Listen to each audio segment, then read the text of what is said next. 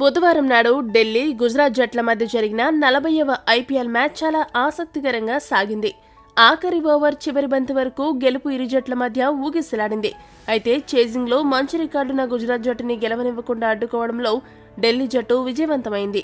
ఇక ఈ గెలుపుతో ఆ జట్టు పాయింట్స్ 8కి చేరుకోవడంతో పాయింట్స్ టేబుల్లో ఢిల్లీ 8వ స్థానం నుండి 6వ స్థానానికి చేరుకుంది.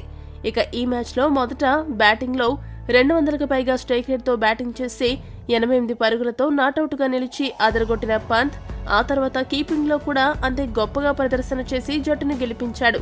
కెప్టెన్గా, కీపర్గా, బ్యాటర్గా ఇలా అన్ని పాత్రల్లోనూ పంత్ అద్భుతంగా ఆడుతూ ఢిల్లీ విజయాల్లో కీలక పాత్ర పోషిస్తున్నాడు.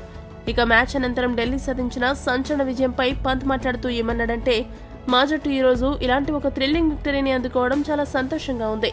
ఒత్తిడి సమయాల్లో మనం ఎలా ఆడతామన్నదే మన గెలుపు ఓటములను నిర్ణయిస్తుంది.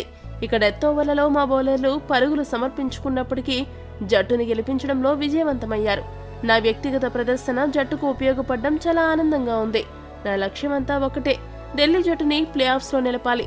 ఇక నేను T20 ప్రపంచ కప్కి ఆడడానికి సిద్ధంగా ఉన్నానని భావిస్తున్నానని పంత్ ముగించాడు. ఈ వీడియో కనుక మీకు నచ్చినట్లయితే లైక్, షేర్, కామెంట్ చేయండి. మరిన్ని స్పోర్ట్స్ అప్డేట్స్ కోసం మా ఛానల్ను సబ్స్క్రైబ్ చేసుకోండి.